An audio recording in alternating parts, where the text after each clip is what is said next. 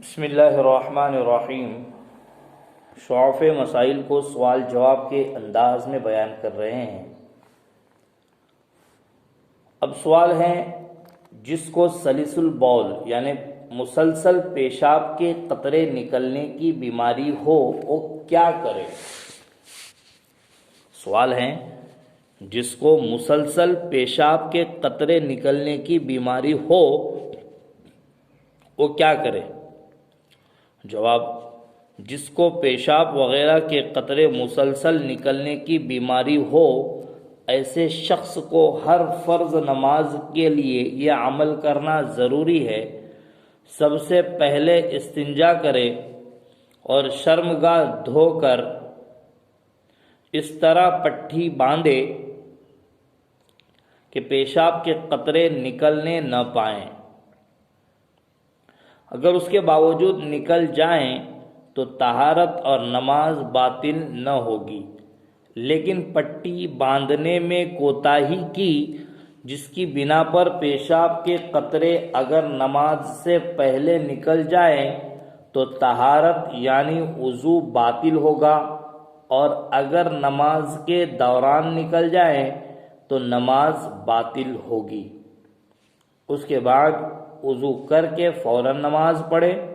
البتہ نماز کے اسباب مثلا گھر سے مسجد کی طرف جانے میں یا جماعت کا انتظار کرنے میں تاخیر ہو جائے، دیر ہو جائے تو وضو باطل نہ ہوگا، لیکن نماز کے اسباب کے علاوہ کسی سبب سے تاخیر ہو جائے تو وضو باطل ہوگا۔ مذکورہ عمل وقت نماز کے داخل ہونے کے بعد کرنا شرط ہے۔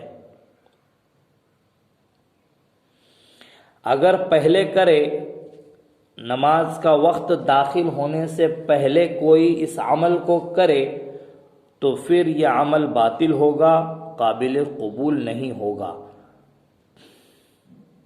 نیز ذکر کیا ہوا عمل اور وضو کے اعضاء دھونے میں موالات کا یعنی پے در پہ ہونا شرط ہے۔ جس کو پیشاب وغیرہ کے قطرے مسلسل نکلنے کی بیماری ہو ایسے معذور شخص کے لیے اس طرح نیت کرنا ضروری ہے، میں وضو کرتا ہوں نماز مباح ہونے کے لیے۔ معذور شخص کے لیے ضروری ہے کہ وضو میں استباحت صلاح یعنی نماز کے مباح ہونے کی نیت کرے، اس وجہ سے کہ یہ حقیقی وضو نہیں ہے بلکہ پیشاب وغیرہ کے قطروں کی وجہ سے وضو ٹوٹ چکا ہے اور معذور سمجھتے ہوئے رخصت دی گئی ہے۔ معذور شخص ایک وضو سے ایک ہی فرض نماز پڑھ سکتا ہے اور نفل جتنے چاہے پڑھے۔ معذور شخص ایک وضو سے فرض نماز چاہے ادا ہو یا قضا ایک سے زائد نہیں پڑھ سکتا، اور نفل نمازیں چاہے جتنی ہوں پڑھ سکتا ہے، اس لیے کہ نوافل کثرت سے ہیں۔ جس کو ریح خارج ہونے کی شکایت ہو اس کے لیے یہ عمل کرنا ضروری ہے، نماز کا وقت ہونے کے بعد استنجے سے فارغ ہو کر وضو کرے اور نماز پڑھے، اور اس کے لیے بقیہ وہی احکام ہیں جو سلس البول یعنی مسلسل پیشاب کے قطرے گرنے والے کے لیے ذکر کیے گئے ہیں۔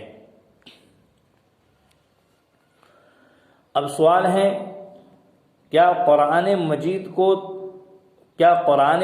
کا ترجمہ بلا وضو چھو سکتے ہیں؟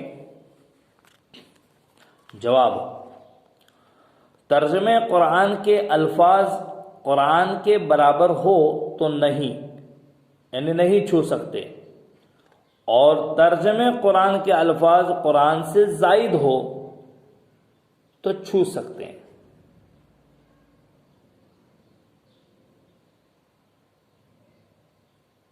قرآن کو اٹھانا یا چھونا جائز ہے تفسیر میں، جبکہ تفسیر بنسبت الفاظ قرآن کے زیادہ ہو، یعنی قرآن کے جتنے حروف ہیں ان سے زیادہ ہو، اگر قرآن کے الفاظ زیادہ یا برابر ہو تو تفسیر کے تو چھونا یا اٹھانا حرام ہے۔ سوال: کیا وضو میں انگوٹھی کو حرکت دینے کی طرح عورتوں کا چوڑیوں کو بھی حرکت دینا مستحب ہے؟ جواب: ہاں، انگوٹھی کی طرح چوڑیوں کو بھی حرکت دینا مستحب ہے،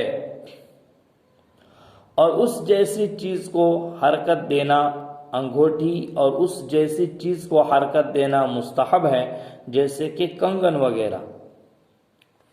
سوال: وضو کے بعد کی دعا پڑھتے وقت ہاتھ اٹھا سکتے ہیں یا نہیں؟ جواب: وضو کے بعد کی دعا پڑھتے وقت ہاتھ اٹھا سکتے ہیں۔ وضو کے بعد کی دعا ہے: اشہد ان لا الہ الا اللہ وحدہ لا شریک لہ واشہد ان محمدا عبدہ ورسولہ اللہم اجعلنی من التوابین واجعلنی من المتطہرین واجعلنی من عبادک الصالحین سبحانک اللہم وبحمدک اشہد ان لا الہ الا انت استغفرک واتوب الیک۔ یہ دعا پڑھنی چاہیے، اور پڑھتے وقت بعض لوگوں کی طرح اپنی انگلیاں نہ اٹھائیں، آسمان کی طرف جیسے انگلی اٹھاتے ہیں ویسی انگلیاں نہ اٹھائیں، بلکہ دعا کرنے والے کی طرح ہاتھوں کو آسمان کی طرف اٹھائیں۔ یہ چند مسائل آپ تک پہنچائے ہیں سوال جواب کے انداز میں۔ آپ سے گزارش ہے آپ سن کر اسے آگے اپنے دوست احباب میں پھیلائیں تاکہ امت کو فائدہ ہو۔ جزاکم اللہ احسن الجزا۔ السلام علیکم ورحمۃ اللہ وبرکاتہ۔